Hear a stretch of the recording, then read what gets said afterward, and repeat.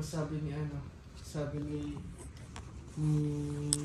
ano yan, ni Johnny, sigurado daw na makakapaglaro ngayon. Kaso, may dumating ng mga taga-Kalindola. Eh, mas nauna daw yun. Mas naunang, ang tawag doon, mas naunang nakapaschedule. Eh, sabi naman ni Ivan, nauna daw siya eh. Ang nangyari, wala. Hindi kami pinayagan nakapaglaro kaya hindi kami nakapaglaro ngayon. Maglalaro ka gabi na. Kahit Hindi, pinayagan ka. Pinayagan ako ng nanay mo. Basketball naman eh. Anong oras matatapos yun? Hanggang 10. Ilalak ko na lang daw. Mabait niya sa akin si Tita Ellen. Alam niya kasing basketball lang naman yung bisyo ko dyan eh. Huwag ka lang iinom. Kasi ayaw niya yan eh. Basketball na lang. Kasi pag ganyan, ako, sabi ko sa'yo, pag yan ang stress sa'yo, papasaway ka pa. Pauwiin ka niya. Ha? Pauwiin ka niya. Pag stress yan sa'yo, yung pala inom ka, yung ganyan, ayaw niya Yung yun. Ate Tin. Ganyan ginawa niya kay Ate Tin. Anong ginawa niya? Ganun talaga. Palainom talaga siya. Pasaway kasi yun, dati nung bata pa yun. Anong klaseng pagkakasaway niya? Hanap yan ng hanap. Pati kami na-stress na kung kanino ba namin siya hahanapin eh. Naku, mali. May kotse kayo doon, hinahanap niya. Hindi ko alam kung may kotse na kami nun. Basta hanap kung kanino kung nakarating na kami sa bayan. Ilang days din yun, hindi lang isang araw yung naghanap. Daming days yun. Nagka-girlfriend daw kasi yun, sabi ni Tita Helen, tapos di umuwi. Tapos, May kwento ba ka niyan? Di ba nung bata-bata tapos pa yan? nakita daw, nung umuwi na daw si Ate Tin. Umuwi na si Ate Tin, di ba? Tapos, yung nangyari nakita na ni Ate Helen, di ba? Nanay mo.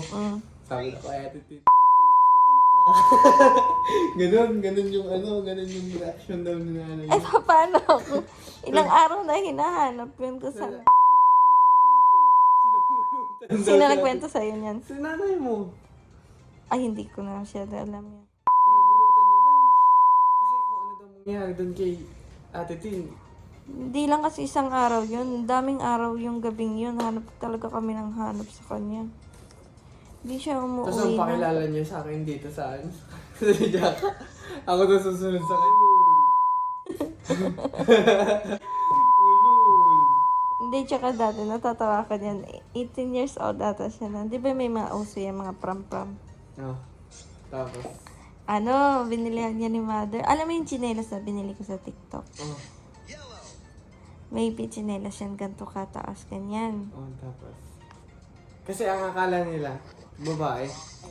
Tapos sabi niya sa akin, sabi ko, te, bakit hindi mo to ginagamit? Kasi makikita mo yung ilalim na wala pang, parang hindi pa ginagamit.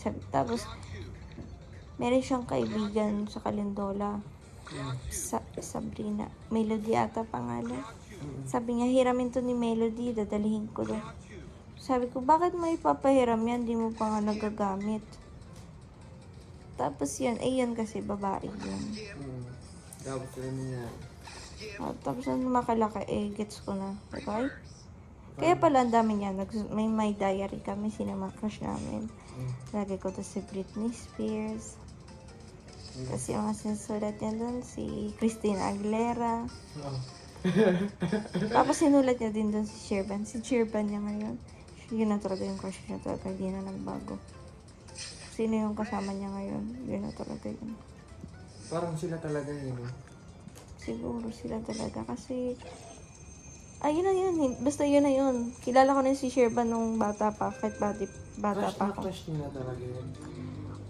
Ilang taon na ako. Siguro 7 na ako nun. 8. Tagal na. 8 years old pa lang ako. Talagang si Sherban. Hindi ko na tatanungin kung sino si Sherban kasi lagi niya nababanggit sa akin yan. So, okay. Yun pala together na. Kaya nga, manifest kasi yan talaga.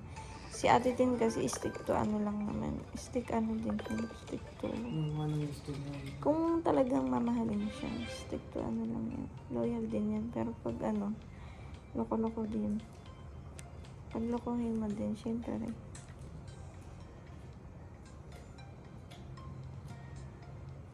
Tulog na ako, te. Bumagsak ko yung mata ko. Sige na, matulog ka na. Maraming thank you. Sinad mo na, te. Ha? Sa IG. Oo, sinend ko na. Sa may send ko. Para may pagkakabisi ang mga pangmatulang. Ano yun, i-edit mo? Good night.